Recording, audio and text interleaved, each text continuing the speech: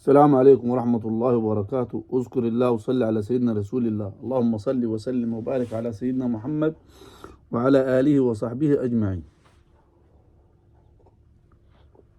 سامحوني ما قدرتش أرتب هنا عشان ما الموضوع ما يستاهلش.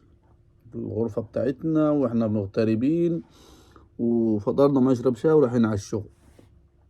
فتحت الدنيا لقيت مقلوبة الطرمبة اللي مسك أمريكا ديت الجديد دي مع يهدد مصر والأردن. يعني في صحفية ما تقول له مصر والأردن رفضوا حكاية التهجير بتاع الفلسطينيين. قال لها هيعملوا، يعني اللي هو لغة الواثق هيعملوا يعني هيعملوا، واحنا عملنا لهم كتير عشان كده هي لازم غصب عنهم يعملوا. طيب من واحد غلبان اهو ما يشرب شاي ورايح على شغله، ما اقول لك اهو اصغر واحد مش رئيس الجمهورية، لا ده من اصغر واحد، من عيل لسه ما يحبي عنده سنة ونص سنتين لحد رئيس الجمهورية. لا انت ولا امريكتك ولا اللي معونيك ولا اي في حد في الدنيا يقدر على مصر وعلى المصريين، ولا يقدر يهجر الفلسطينيين من بلدهم لمصر او الى اي حتة في الدنيا. يعني الناس اللي قعدتوا سنة ونص تضربوا فيهم ما رضيش يسيبوا مكانهم وصامدين وثابتين وطلعوا زي الفل وزي الورد. اطفالهم طلعوا ترقص في الشوارع على حطام المباني وعلى حطام المساكين جثث الناس اللي توفت، ورغم ذلك صامدين وواقفين كده. تعالوا اروح اهجركم؟ انت عبيط، انت عبيط والله. احنا الصعايده ما نتلموا على قديتي ونروحوا على بس يسمحوا لنا، بس ما سامحلناش هم، لكن والله ما يسمحوا لنا.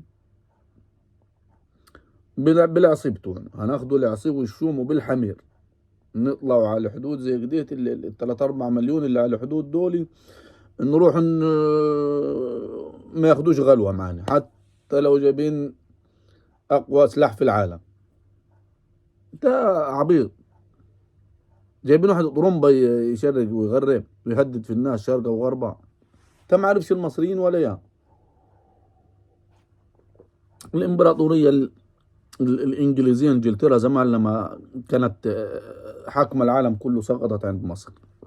الهكسوس، المجوس، الفرنسيين، كل الدين، الرومان زمان كلهم يجوا عند مصر ويتغلبوا. ارجع ورا سكسك.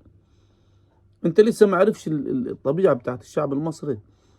الشعب المصري الحمد لله من فضل الله عليه وعلى الأمة العربية كلها. والحاجة اللي يمكن هم ما عارفينهاش أو عارفينها وعاملينها على بعضها، إنه الشعب المصري ديتي غريب، يعني شعب غريب ما تقدرش تخترقه. ممكن تمسك لك واحد اتنين تلاتة أصلا هو مش من مصر، يعني هو أصلا لما تشوف في زمان كده لا تلاقي في أساسه في حاجة. لكن المصريين كعموما ال 120 وال 130 مليون وصلوا دول فيهم حاجة غريبة صعب. يعني الشيعة زمان بنوا الأزهر عشان يشيعوهم ما تشيعوش. الاحتلال حب يغير لهجتهم وطباعهم ما قدروش. حتى التنويريين اللي جو عاوزين يسبوا في الدين ويسبوا في البخاري وعاوزين يغيروهم ما قدروش. الشعب المصري أول حاجة دي حماية من رب العالمين، حماية من رب، وبس فيهم روح يعني البلد، حبهم للبلد حتى لو ما لقيش ياكل يحب البلد. هتلاقي انتفاضة. شوف مش الجماعة الإخوان واللي طردهم السيسي واللي الناس دي كلها في اللحظة دي. لو انت حبيت تتعدى على البلد هتلاقي العالم المصري الشعب المصري بكل طوائفه، مسيحي مسلم اي ديانة عليه بتاع، هتلاقيه يوقف ورا الرئيس السيسي وورا القائد بتاعه عشان بلده. صعب تخترق الموضوع. في حاجات في مصر ما تقدرش تهوب ناحيتي. انت عارف يعني المسيحي المصري، انت اديك مسيحي، انت جاي امريكي، انت مسيحي وجاي، هتلاقي المسيحي المصري دافع عن المسلم المصري ضد المسيحي اللي جاي له من بره. والمسلم المسلم المصري لو في يعني مسلم جاي يعتدي على المسيح اللي في مصر، هتلاقيه واقف مع المسيح ضد المسلم المعتدي. يعني تشكيل طبيعة في الشعب المصري صعب تخترقها، صعب تسيطر عليه. ده الشعب المصري اللي انت ما فهموش. الشعب المصري مش السيسي. مصر مش السيسي، ولا مصر مش الجيش وحده، ولا مصر مش الشرطة وحديها، ولا المسؤولين وحديها. مصر هي كتلة. نتعركوا مع بعض احنا ونعملوا مع بعض، لكن على العدو كلنا واحد. تقعد انت بشعرياتك اللي عاملين زي الحلف دولي،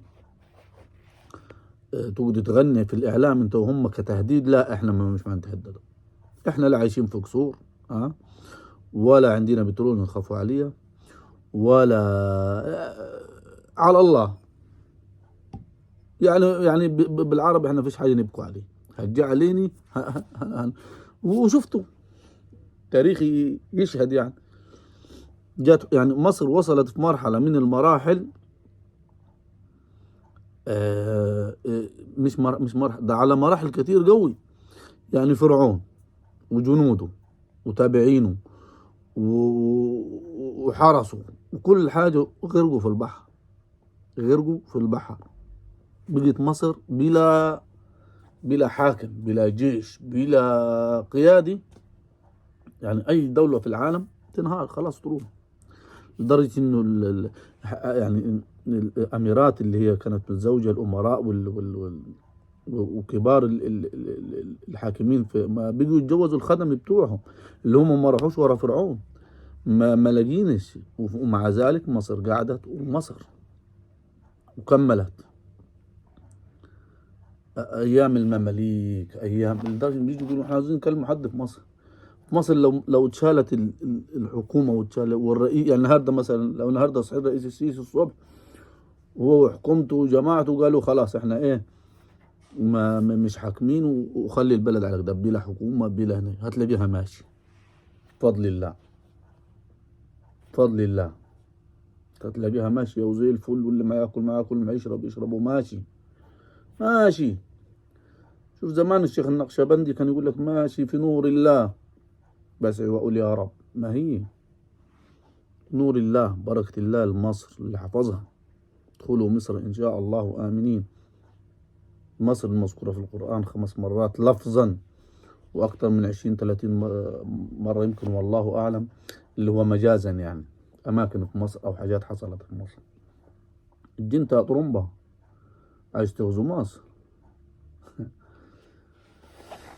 طب ده احنا كلنا المغتربين والله. بكرة نلموا خلقاتنا وننزلوا ندافعوا عن مصر ونقعدوا على حدودنا. السلام عليكم.